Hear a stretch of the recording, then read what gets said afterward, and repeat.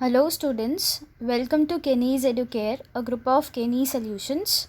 Today we will be starting with lesson number 10, which is force and types of forces.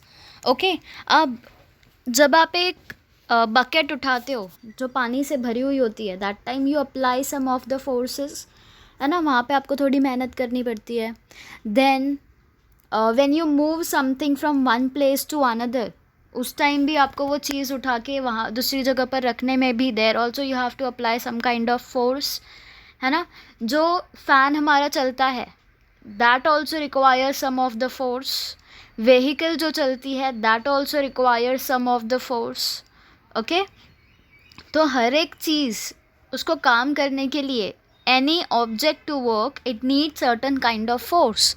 And force जो है वो अलग अलग type के हो सकते हैं. जैसे मैंने आपको बोला वॉशिंग मशीन चलने के लिए, टीवी चलने के लिए, फ़ैन चलने के लिए, they also require force. And for you to move any of the object from one place to another, वहाँ पे भी आपको फोर्स की ज़रूरत होगी. Okay, so here today in this lesson you will come to know about the forces that you use and which are the different types of forces which are used daily by you. Okay, आप रोज़ वही काम करते हो but you don't know the exact scientific meaning that is used there. Okay, so in this lesson you will come to know the force and the types of forces, but before that you should know the term what is the meaning of the force. So अगर आप यहाँ पे अलग अलग activities देख रहे हो, here we are applying some kind of force. Okay, see जब आप बोट सेल करते हो that time you are the rod that are using in your sailing the boat ahead. This year also you are applying some kind of force. आप यहाँ पे अपने hands use कर रहे हो, so you can say that you are using your mechanical force. Okay, so you will come to know about that. ये sponge है, you are pressing that, here also you are applying some of the force. When bending the rod, that time also you require some kind of force. Then bullock cart को चलाने के लिए भी you require some kind of force. While playing with the bicycle tire, यहाँ पे भी खेलने के लिए भी आप फोर्स को यूज़ करते हो. You push this, right? Then while playing football, while playing cricket, while playing badminton, while playing any of the game, we require certain kind of force. Okay. Now see, will a boat move ahead unless pushed with the help of an oar? If you can see here, this is called as oar. Okay, क्या boat आगे जाएगी बिना इस ओर के? जब तक आप ये ओर को पुश नहीं करोगे आगे की तरफ, पीछे की तरफ, तब तक ये बोट अपने जगह से हिलेगी क्या? No. And that means unless and until you will not apply force on the oar, the ship or the boat will not move. Okay.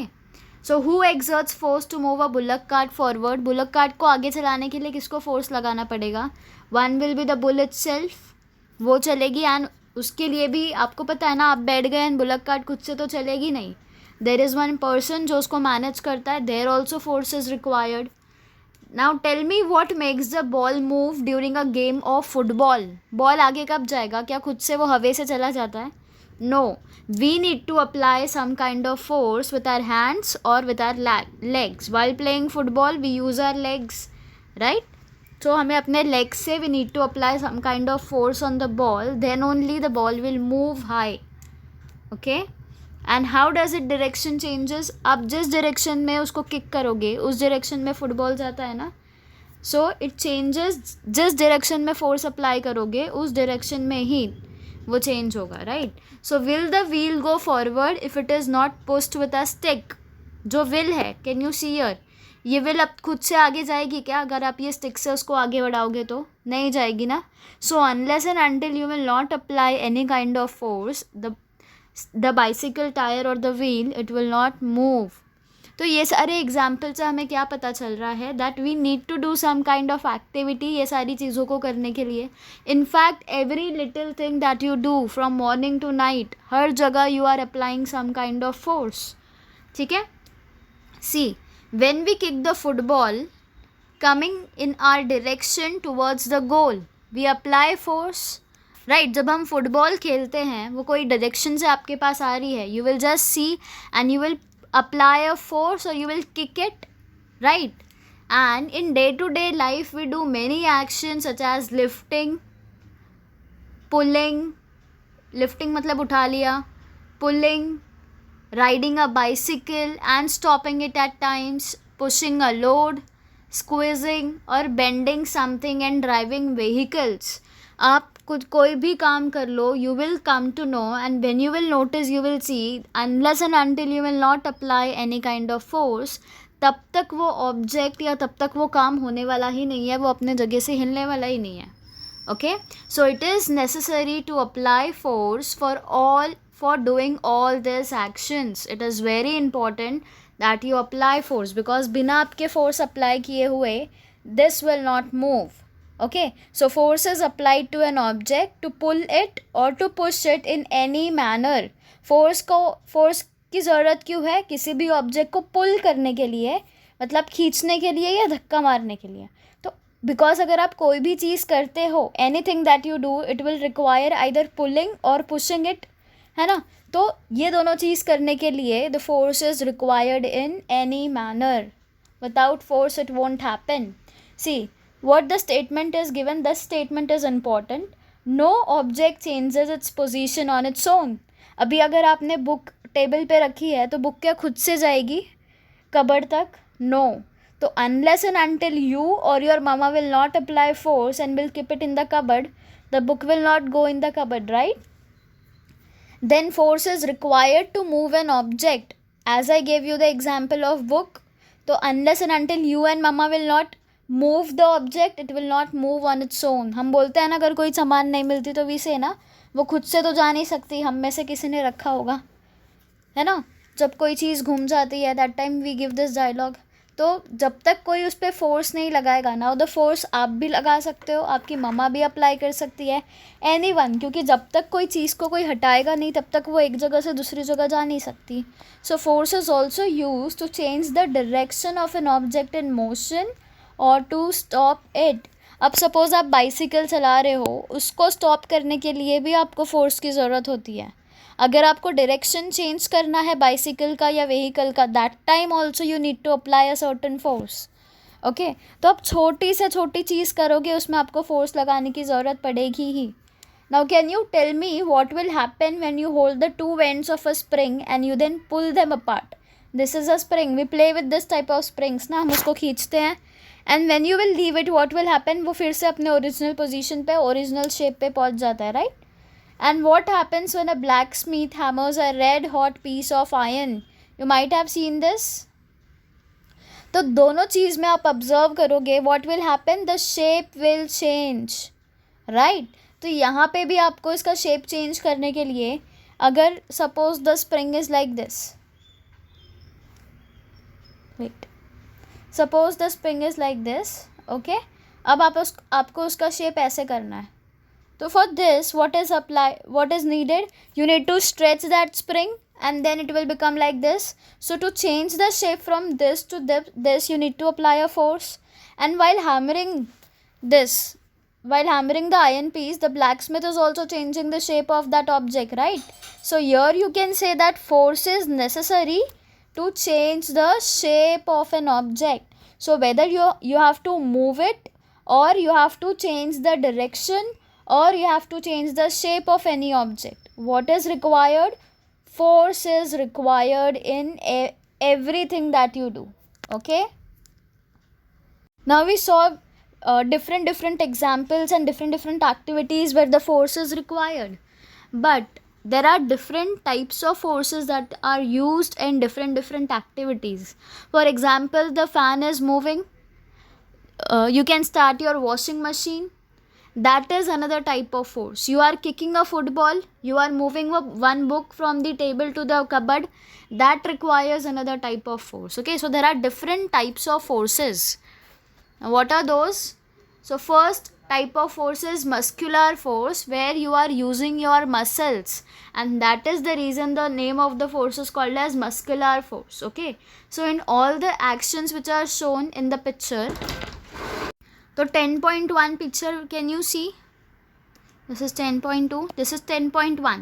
तो आप यहाँ पे जो भी एक्टिविटी देख रहे हो ना, sailing the boat, okay, then pushing this, then bending the rod, then bullock cart, then the wheels and the football. All all activities requires your muscle, and that is the reason the force that you are using for doing this activity is the muscular force. Okay, तो यहाँ पे आपने जो भी picture में activities देखी है उसमें आप देखोगे कि जो मूवमेंट्स है वो किसके वजह से हो रही है. Those movements takes place with the help of the bones and the muscles in the body, है ना.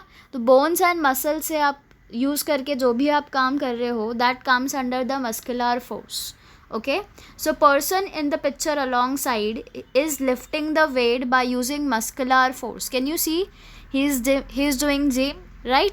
तो ये जो मसल, ये जो वेट उठा रहे हैं, तो ये वेट उठाने के लिए भी he is applying some kind of force. तो कौन सा force he is using? Because ये अपने मसल्स का यूज़ करके he is pulling up the weight, इसलिए हम बोलेंगे कि the person is using the muscular force. Okay, जहाँ पे आप अपने मसल्स एंड बोन्स का यूज़ करोगे कोई भी काम करने के लिए, that time you will tell that you are using your muscular force. Okay, now how you will define muscular force?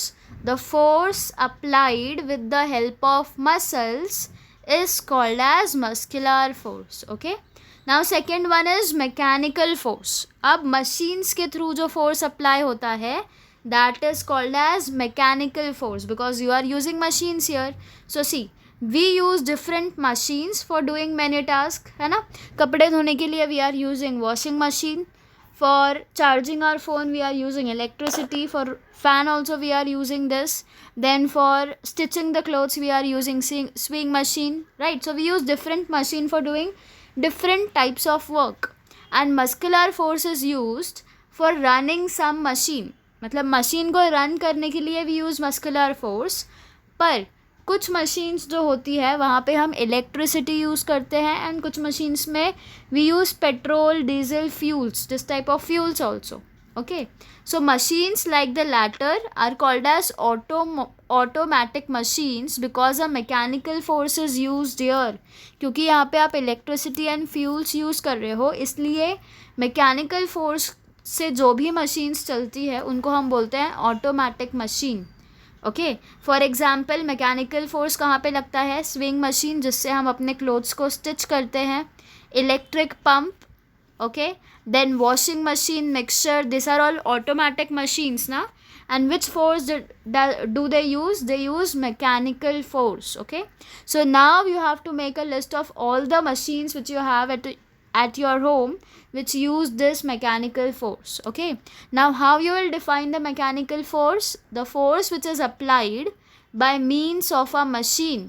अब मसल्स के थ्रू जो फोर्स आप अप्लाई कर रहे थे, that force was called as muscular force. Machine के through आप जो फोर्स अप्लाई करोगे, that force is called as mechanical force. Okay, now see, third type of force is gravitational force. Now कभी आपके दिमाग में ऐसे आया क्या कि एप्पल नीचे क्यों गिर रहा है? Why the apple is not going in the sky and only it is falling on the ground? You know one scientist name sir Isaac Newton, he was the one जिसने पहले ये देखा कि एप्पल नीचे गिर रहा है. वो एक एप्पल ट्री के नीचे मस्त बैठे थे एंड ही वॉज इन्जॉइंग. फिर अचानक से क्या हुआ, उनके सर के ऊपर एक एप्पल गिर गया. And it just clicked his mind. He was a scientist, okay? उनके दिमाग में आया, why the apple is not going up and why it is falling on the ground. Okay? तो उसका reason उनको क्या पता चला? This force which is called as gravitational force. Okay, apple के नीचे गिरने का reason क्या है? Gravitational force. Okay? Now I want you all to do one thing. You need to take one ball and just throw it up. And you will see after few seconds the ball will again come down on the earth. It will not go in the sky, na? It will again come down. What is the reason why it is not going up? Because there is gravitational force which is existing. Okay, so if an object is thrown upward by applying force, abhi suppose if you can see here, the boy is playing with the ball and he has just applied some force and he had thrown the ball upward. What will happen? वो ball एक certain height तक जाएगी and again it will come back down. Okay, so when an object is thrown upward by applying some kind of force, it will reach a certain height and then it will again come down.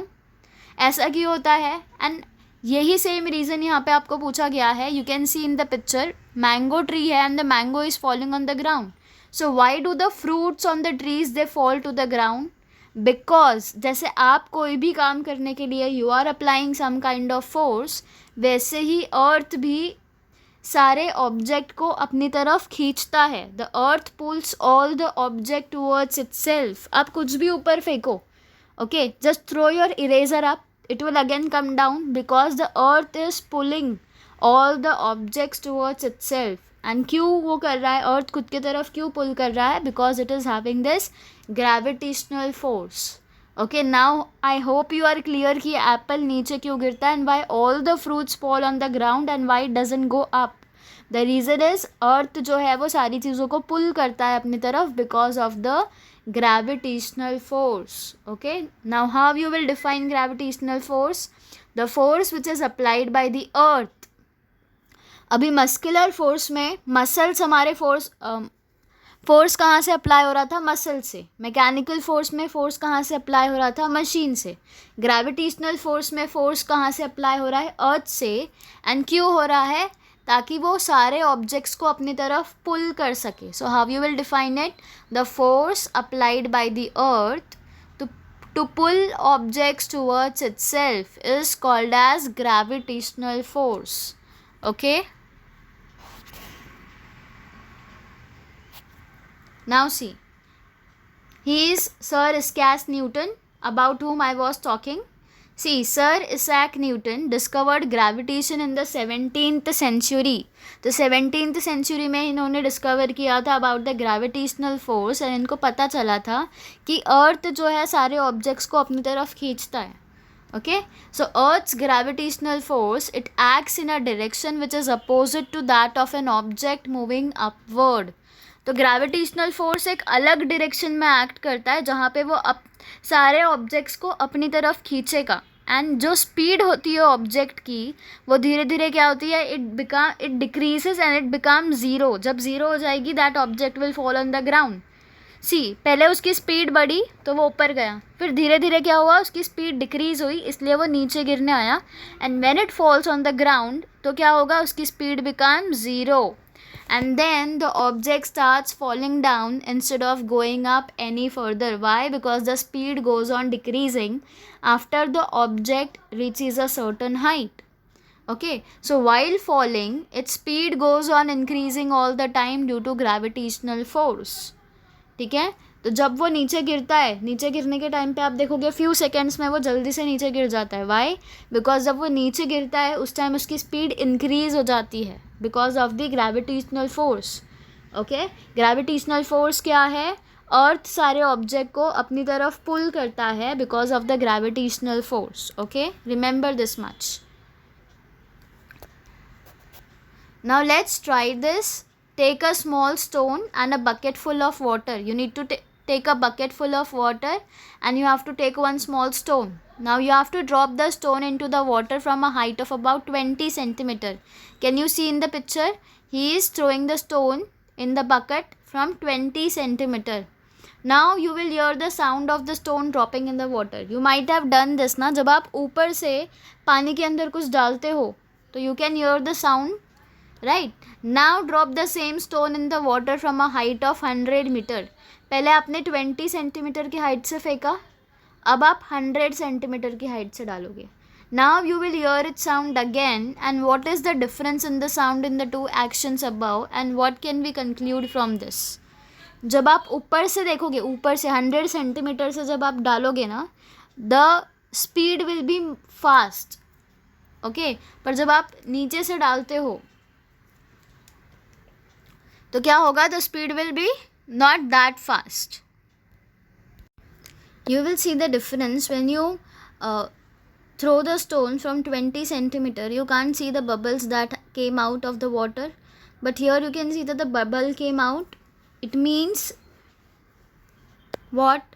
यहाँ पे आपने ज़्यादा force लगाया है when you throw the stone from 100 centimeter, right? Now see, the action of lifting a sack are shown in the picture. okay, now in the first picture if you see, यहाँ पे जो पहला sack है, one sack looks empty, the other one is full. so first one is empty and the other one is full. So what difference do you notice in the way the two sacks are lifted? पहले sack में देखोगे he can easily just take the he can easily lift the sack ना, वो एकदम आसानी से उसको उठा के he can walk easily आराम से. पर in the second sack because it is full वो उसका वेट ज़्यादा है and that is the reason आपको यहाँ पे फोर्स ज़्यादा लगाना पड़ेगा उसको उठाने के लिए. अगर आप 1 kg शुगर लेके आते हो मार्केट से, मम्मा ने आपको बोला है go and bring 1 kg of sugar, you can easily carry that because उसके लिए आपको ज़्यादा फोर्स नहीं लगाना पड़ेगा. ओके पर अगर मम्मा ने आपको बोला go and bring 10 kgs of sugar, that time you will think इतना वज़न मैं कैसे लेके आऊँगा. ओके बिकॉज वहाँ पे आपको ज़्यादा फोर्स अप्लाई करना पड़ेगा. ठीक है. सी the gravitational force on the empty sack is less, that is to say its weight is less. okay तो पहले sack पे because the gravitational force is less इसलिए उसका weight कैसा है, it is less. but दूसरे वाले पे because the gravitational force on the big sack is greater, इसका मतलब क्या है, सेकेंड वाले पे वेट ज़्यादा है. एंड आप अगर देखोगे फेस तो यहाँ पे ये इजीली उठा पा रहा है in the first picture, but in the second picture he has to apply so much of force, right. So greater force must be applied to lift a greater weight. तो जितना ज़्यादा वज़न आपको उठाना है आपको उतना ज़्यादा फोर्स लगाना पड़ेगा. It can either be mechanical force or muscular force or gravitational force. जितना ज़्यादा वेट होगा उतना ज़्यादा फोर्स अप्लाई करना पड़ेगा. Okay now do you know that two way an object it is hung from the hook of a spring balance. Have you seen a spring balance like this. वो ऐसा होता है, आप मार्केट में जाते होगे तो you might have seen, and बीच में एक कांटा लगा होता है यहाँ पे जो वेट बताता है. ओके तो क्या करते हैं, see it is hung from the hook of a spring balance, this is called as spring balance. Okay the suspended object is pulled downward by the force of gravity. आपने देखा होगा वो एक तरह पे वज़न रखते हैं. सपोज आपने 500 ग्राम्स का कुछ लिया है तो वो यहाँ पे 500 ग्राम्स का वज़न रखेंगे एंड आपका सामान इस पे रखेंगे. When it will become equal, दोनों बैलेंस्ड होंगे तो they will say it is 500 grams now. ठीक है. अगर आपको 1 kg चाहिए और यहाँ पे 500 ग्राम है तो ये कैसा होगा, अनबैलेंस्ड होगा. मतलब ये एक ऊपर रहेगा एक नीचे रहेगा. This is how it will happen and you can easily way using the weighing balance or spring balance. okay so at the same time the force of the tension in the spring constantly pulls the object upward. है ना, जो spring है उसके ऊपर force of tension है जिसके वजह से क्या होगा, gravitational force becomes equal and the object will come to rest. मतलब वो इक्वल हो जाएगा. मैंने क्या बोला आपको, अगर 500 ग्राम का आप कोई सामान ले रहे हो तो वो एक वेइंग बैलेंस रखेंगे और 500 ग्राम्स का. ओके एंड आपका सामान रखेंगे दूसरी तरफ एंड दे विल वे. जब वो इक्वल हो जाएगा दोनों, दे विल टेल कि this is 500 gram and you will come to know कि हाँ इसने मुझे 500 ग्राम का ही सामान दिया है. ओके तो इसका मतलब क्या है, वहाँ पे ग्रेविटेशनल फोर्स एंड ऑब्जेक्ट का जो फोर्स है that becomes equal. So in this position, the scale on the spring balance shows that the gravitational force which is acting on the object, which is the weight of the object, right? And the gravitational force which is acting on the object is called the weight of that object. जितना gravitational force कोई भी object के ऊपर लगता है उतना उसका weight होता है. Now the weight, आप अपना खुद का weight check करते हो ना, that means that much gravitational force is acting on your body. Suppose अभी my weight is 40. okay suppose my weight is 40, it means मेरे पे कितना gravitational force लग रहा है, 40, and that is the reason my weight is 40. okay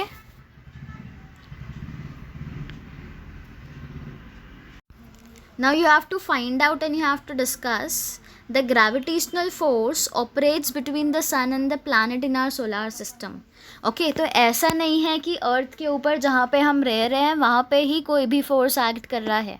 there is gravitational force which exist between the sun and the planets. हमारा जो solar system है ना, हमारा यूनिवर्स जहाँ पे मार्स है, जुपिटर है, सैटर्न है, यूरेनस है, नेपट्यून है, राइट. तो वहाँ पे हमारे बहुत सारे प्लैनेट्स हैं, उनके बीच में भी ग्रेविटेशनल फोर्स एग्जिस्ट करता है. ओके एंड इस वजह से हमारा प्लैनेट जो है ना वो सन के अराउंड रिवॉल्व करता है. Our earth is the third planet, right. Earth भी सन के अराउंड रिवॉल्व करता है because of the gravitational force. Okay, so at the same time gravity also operates between planets and their satellites. तो satellites जो हम man made satellite होते हैं, artificial satellites होते हैं, जो सैटेलाइट्स हम लॉन्च करते हैं ना हमारे सोलर सिस्टम के अंदर, वहाँ पे भी प्लैनेट्स एंड सैटेलाइट्स के बीच में एक ग्रेविटेशनल फोर्स एक्ट करता है. Okay, then why don't all the planets and satellites fall towards the sun? Because यहाँ पे तो हमने बोला कि जब ट्रीज से फ्रूट गिरेगा, the fruit will come down, right, नीचे ही गिरेगा, वो ऊपर नहीं जाता. And I gave you the reason that it is a gravitational force because of which fruit हमेशा नीचे ही गिरेगा, because the earth is pulling every object down, है ना. तो यहाँ पे ऐसा क्यों नहीं हो रहा कि सारे प्लैनेट सन के पास चले जाएंगे? Yes, because of the magnetic and frictional force also. Okay, now सी, अब जब मैंने आपको बताया कि सारे फ्रूट्स नीचे गिर रहे हैं, it is not going upward in the sky, the reason was gravitational force. अब अर्थ जो है हमारा, that is also rotating around the sun. सन जो है वो सेंटर में प्लैनेट है, सन के अराउंड अर्थ रोटेट करता है. Okay, and there are other forces also which are acting. So which forces are acting upon an aeroplane taking off into the sky? Why is the aeroplane not falling? वो भी तो ऊपर जा रहा है, certain height के ऊपर जाने के बाद इट विल फॉल डाउन ना. Why the aeroplane is not falling down? Because there are some other forces which are acting. Okay, now see which are those forces, you will come to know. Next is magnetic force. You might have seen this type of magnet. आपने देखा होगा कि यहाँ पे जो like poles होते हैं they repel each other and the unlike poles they attract each other. मतलब नॉर्थ और नॉर्थ को जब आप अट्रैक्ट करवाओगे ना, they will not get attached, पर जब आप नॉर्थ साउथ को अट्रैक्ट करवाओगे they will get attracted.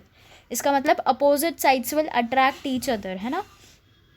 So what can you do? You can just place a magnet on a table, take a big iron nail towards the magnet. खिल्ला लेके जाना है magnet की तरफ. Okay, then what you will see that it will stick to the magnet के ends पे वो stick हो जाएगा. now you have to hold the magnet upright in the air away from the nail. अब आपको magnet को ऊपर लेके जाना है and you have to keep it like that. you will see what happens to it. okay, you have to see what will happen to it, whether the iron nail will stick to it or whether it will not. Okay, so the force which is exerted by the magnet is called as magnetic force. तो अभी तक हमने कितने type के force पढ़ लिए? This was the fourth type of force. First we saw the muscular force, जहाँ पे आपके muscles use होते हैं, that is called as muscular force. Then we studied about the mechanical force, जो भी मशीन से चलते हैं ऑब्जेक्ट्स, वहाँ पे मैकेनिकल फोर्स अप्लाई होता है. Then third we studied about the gravitational force. And fourth one is the magnetic force. Now see, fifth one is the frictional force. When a carom board, okay, is flicked lightly, it slides over the carom board but stops at a certain distance. जब आप carrom board खेलते हो and when you just strike, कोई भी गोटी को आप जब स्ट्राइक करते हो कॉइन को, what happens? वो उसको स्ट्राइक करेगा and then the striker will stop at some point, right? So next is a ball rolling over a flat ground will stop at a certain distance. Why does this happen? It is because of the friction that occurs between the two object. अभी जो striker होगा and coin होगा, उन दोनों के बीच में एक friction होने के वजह से the strike and the coin will stop at a certain point, and इसको हम क्या बोलते हैं? frictional force. okay, so see, when two surfaces rub against each other, the force of friction comes into play. okay, जब दो surfaces rub करेंगे, what will happen? दोनों के बीच में एक force of friction आएगा and it will always act against the direction of the motion. और ये कहाँ पे एक्ट करेगा? हमेशा जिस डायरेक्शन में आप, जिस मोशन में आप फोर्स को अप्लाई करोगे. Okay, now your I can explain you. आप कैरम बोर्ड खेल रहे हो कि कैरम खेल रहे हो आप, उसके ऊपर स्ट्राइकर है एंड एक 20 वाला कॉइन है.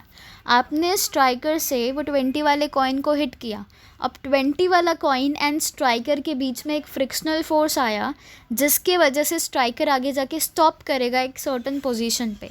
सो इसको ही हम क्या बोलते हैं, frictional force. Okay, now I hope you are clear with this frictional force, because ये कैरम तो हम सब ने खेला एंड वी नो दैट जब स्ट्राइकर एंड एक कभी कभी ऐसा भी होता है ना, हमारा जो कॉइन होता है 20 का, it is suppose to go okay, पर बिकॉज ऑफ द स्ट्राइकर और because of the wrong direction which you have applied वो नहीं जा पाता because of the frictional force. Okay, so when a brake is applied while riding a bicycle, अब bicycle चला रहे हो and when you will apply a brake it will stop after running a short distance. Brake मारने के बाद भी 1 से 2 seconds वो चलेगा एंड उसके बाद वो स्टॉप होता है, right.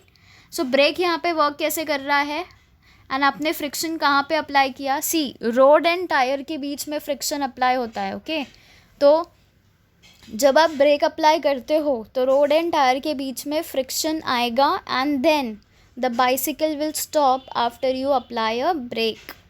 Okay, now you have to try this.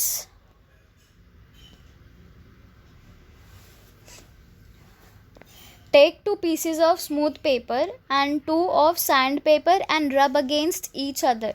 What do you notice? अब आपको 2 पीस ऑफ पेपर लेना है. 2 पेपर होंगे स्मूथ पेपर एंड 2 होंगे सैंड पेपर एंड आपको एक दूसरे के अगेंस्ट रब करना है उनको. Okay, now what you will notice, you know, जो स्मूथ पेपर है आप उसको ईजिली रब कर पाओगे because of the friction is less. ठीक है, अगर लेस फ्रिक्शन है तो आप उसको ईजिली रब कर सकते हो एक दूसरे के अगेंस्ट, बट अगर फ्रिक्शन ज़्यादा है तो आप वहाँ पे उसको ईजिली रब नहीं कर पाओगे. सी, while rough surfaces cannot be easily rubbed against each other because the force of friction between them is much greater. तो जो स्मूथ सरफेस था, स्मूथ पेपर था, उसके बीच में फ्रिक्शन कम था and that is the reason you can rub it easily. But when you take 2 sand papers, उनके बीच में फ्रिक्शन ज़्यादा होता है and it is not easy to rub them. Okay, so it is not possible for us to walk on the ground only because of the force of friction. अब हम road पे क्यों चल पाते हैं, ग्राउंड पे क्यों चल पाते हैं, because of the force of friction. See, हमारा जो फुट है, लेग्स, उसके बीच में एंड ग्राउंड के बीच में भी एक फोर्स ऑफ फ्रिक्शन होता है. जैसे हम बाइसिकल, टायर एंड रोड के बीच का फ्रिक्शन देख रहे थे ना, same type of friction exist between our legs and our ground, and this force of friction is the only reason why you can walk on the ground. Okay, अगर friction नहीं होता तो हम क्या करते, we would have slip or we would have fall. Okay, for example, we are very likely to slip while walking on an oily or wet floor. It might have happened with you कि आपने banana peel फेंक दिया है ऐसे ही, and if someone walks on it, what will happen? They fall. या तो कहीं पे तेल गिरा हुआ है या ऑयली सब्सटेंसेस गिरे हुए हैं, that time also because force of friction वहाँ पे चला जाता है, people are likely to fall at that place. पानी गिरा होता है दैट टाइम ऑल्सो, है ना, बिकॉज एक लेयर फॉर्म हो जाता है between the ground and your leg and इसलिए force of friction properly work नहीं कर पाता वहाँ पे. Okay, so why is a wooden plank laid down for pulling out a car which is stuck in mud. आपने देखा होगा rainy season में जब बहुत ज़्यादा मड हो जाता है, दैट टाइम वो कार अगर वो एरिया से जाती है तो कार वहाँ पे अटक जाती है एंड वो निकलती नहीं है, फिर लोगों को उसको धक्का मारना पड़ता है and then the car comes out, है ना. एंड आपने देखा होगा वहाँ पे भी एक वुडन प्लैंक लगाना पड़ता है उनको ताकि वो कार फटाक से ऊपर स्लिप होके they can easily remove that. Now why it happens? Because a force of friction is generated between the wheel and the wooden plank which is laid down under the car. तो car के नीचे जब आप एक wooden plank डाल दोगे तो उस टाइम एक फोर्स ऑफ फ्रिक्शन जनरेट होगा कार के व्हील्स में एंड वुडन प्लैंक के अंदर, एंड हेंस आप उसको ईजिली निकाल पाओगे मड से. In short, the force of friction can either be decreased or increased as desired. अब इससे आप क्या बोल सकते हो कि फोर्स ऑफ फ्रिक्शन आप कभी भी इंक्रीज भी कर सकते हो कभी भी डिक्रीज़ भी कर सकते हो. अगर आपको कुछ ऐसी एक्टिविटी करनी है जहाँ पे you need more force of friction to be generated, वहाँ पे you can generate more force of friction. अगर आप कुछ ऐसे एक्टिविटी कर रहे हो जहाँ पे force of friction need to be reduced, तो वहाँ पे आप रिड्यूस भी कर सकते हो. Okay, it is not necessary. अभी आप जब मस्कुलर फोर्स अप्लाई कर रहे हो, that time if the muscular force applied is more, but that is not needed. इतनी ज़रूरत नहीं है कि आप उसको ज़्यादा मस्कुलर फोर्स अप्लाई करो. You can manage that also ना. Suppose you are opening a draw and कुछ तो अटक गया है ड्रॉ में, and that is the reason you can't open the draw easily. अगर वो ईजिली ओपन हो रहा है बिना किसी चीज़ के अटके, ओके, तो वहाँ पे आपको ज़्यादा अपना मस्कुलर फोर्स लगाने की ज़रूरत नहीं है. पर अगर वो ड्रॉर ओपन ही नहीं हो रहा है, that time you apply more of the muscular force. तो जितना आपको डिज़ायर है, जितना आप फोर्स अप्लाई कर सकते हो which is necessary, you should do that. You should not apply unnecessary force anyway. ठीक है. एंड फोर्स को आप अपने हिसाब से फोर्स को आप इंक्रीज़ भी कर सकते हो, आप उसको डिक्रीज़ भी कर सकते हो. इट इज़ नॉट नेसेसरी कि नहीं बाबा इतना फोर्स होना ज़रूरी है and then only this will work out. It is not like that. Okay.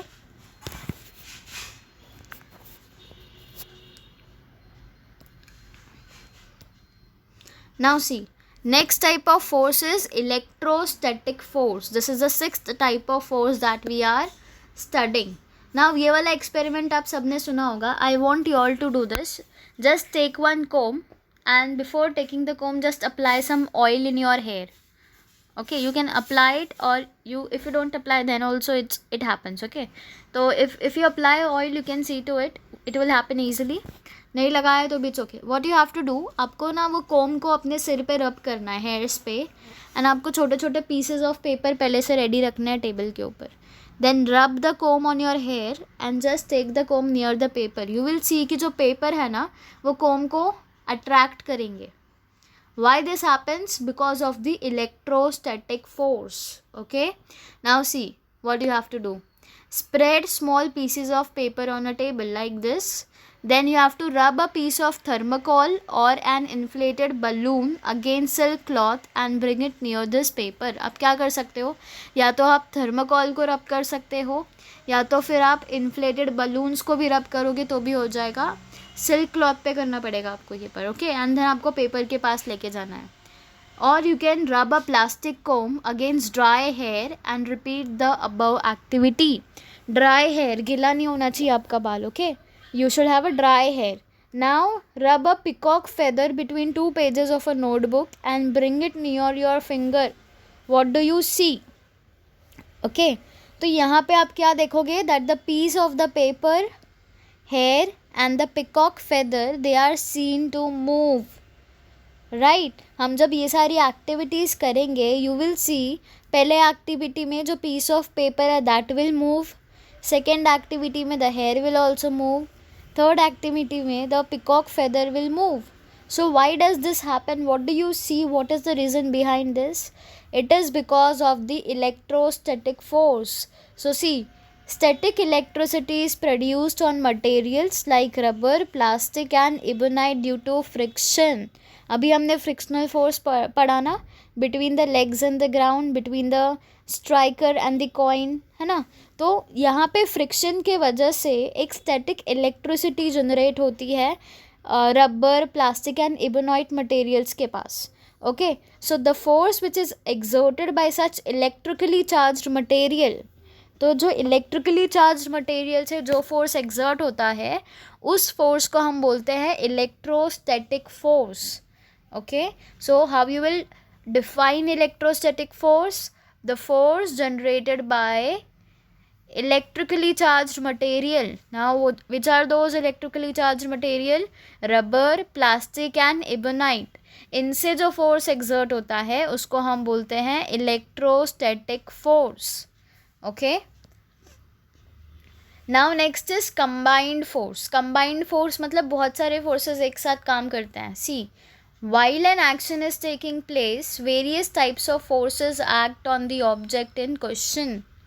Okay जब आप कोई भी एक्शन करोगे उस टाइम बहुत सारे फोर्सेस एक्ट करते हैं. ऐसा नहीं है अगर आप एक कोई स्पेसिफिक काम कर रहे हो तो वहाँ पे सिर्फ एक ही फोर्स एक्ट करेगा. सपोज अभी आपको मम्मा ने बोला है चटनी बनाने, तो यहाँ पे आप अपना मस्कुलर फोर्स भी यूज़ करोगे ना कुछ कुछ काम के लिए.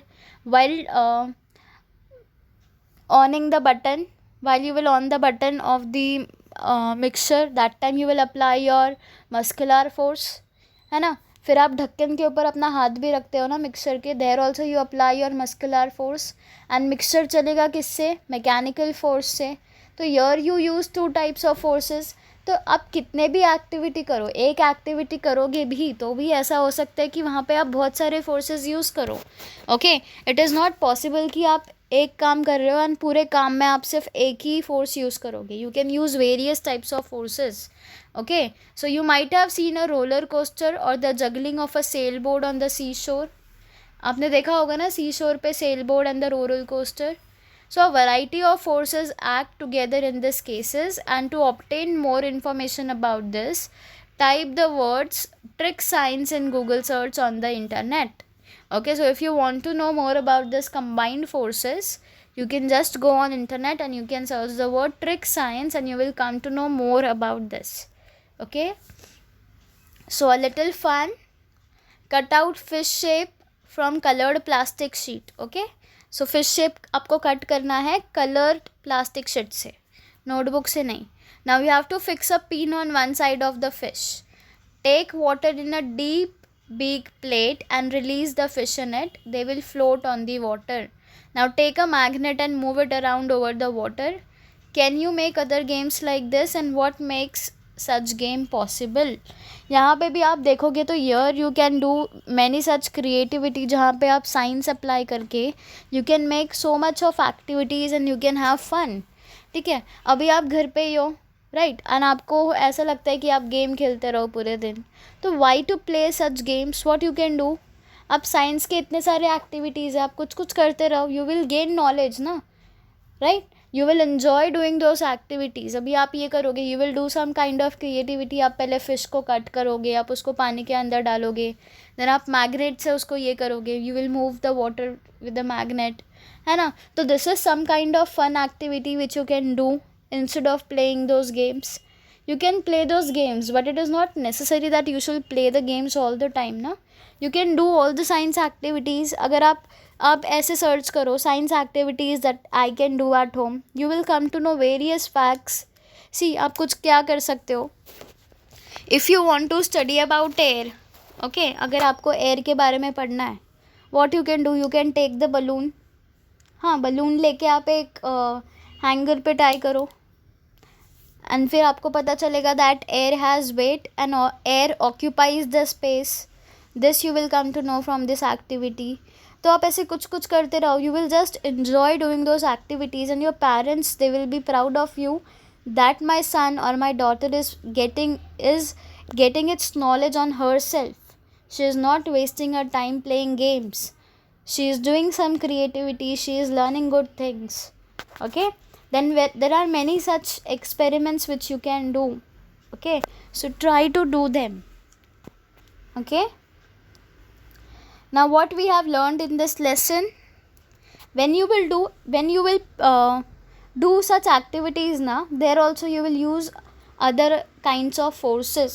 The forces which we studied, 6 type of forces. Now I want you all to do one thing. I want every one of you just to have just to have attention and see whatever thing is happening beside you and वहाँ पे कौन से type का force use किया जा रहा है. whether they are using their muscular force, whether they are using mechanical force. आपको एकदम तुरंत पता चलना चाहिए which kind of force is acting between them, whether it is a gravitational force, whether it is a frictional force or combined force. Okay, now because you have studied this lesson, force and types of force, I want you all to become aware of all the 6 types of forces that we have studied in the lesson.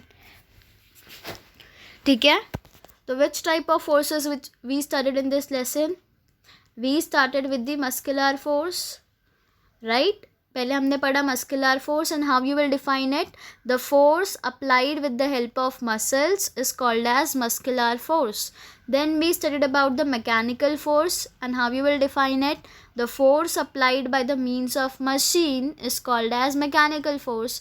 Third, we saw the gravitational force. The force earth के वजह से लगता है. The force which is applied by the earth to pull the object towards itself is called the gravitational force. Then we studied about fourth type of force which is magnetic force. तो जो magnet force exert करता है उसको हम बोलते हैं magnetic force. Then we studied about the frictional force and we saw that when two surfaces will rub against each other the force of friction comes into play. Okay, तो जब कोई भी सब्सटेंस एक दूसरे से रब होगा there will exist the force of friction, right. And then we studied about the electrostatic force.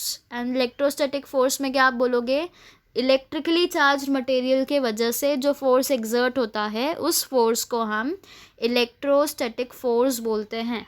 Okay, and lastly we saw about combined force and I want you all to go and search the word trick science in Google and learn more about forces. and I want you all to do some of the science activities in your free time. okay, so what we have learned, we learned that force is required to bring about any action. आप भले ही छोटी से छोटे काम करो but there also you will need this force. and force is necessary for making an object move, to change the direction of the motion and also to change the shape of an object. force आपको क्यों चाहिए? अगर आपको कोई भी object को move करना है, कोई भी ऑब्जेक्ट का डायरेक्शन चेंज करना है या कोई भी ऑब्जेक्ट का शेप चेंज करना है, in every situation you will have to apply this forces. Okay, अब अलग अलग फोर्सेस कौन से पढ़े हमने. First we studied about the muscular force, mechanical force, gravitational force, magnetic force, frictional force and electrostatic force. I want you all to observe all the kinds of forces that occur in your surroundings. ठीक है, this is your homework. So I hope you are clear with the force and the type of force that exist. Okay, so we are done with the lesson. I hope you are clear with each and every concept which is covered in the lesson. Okay,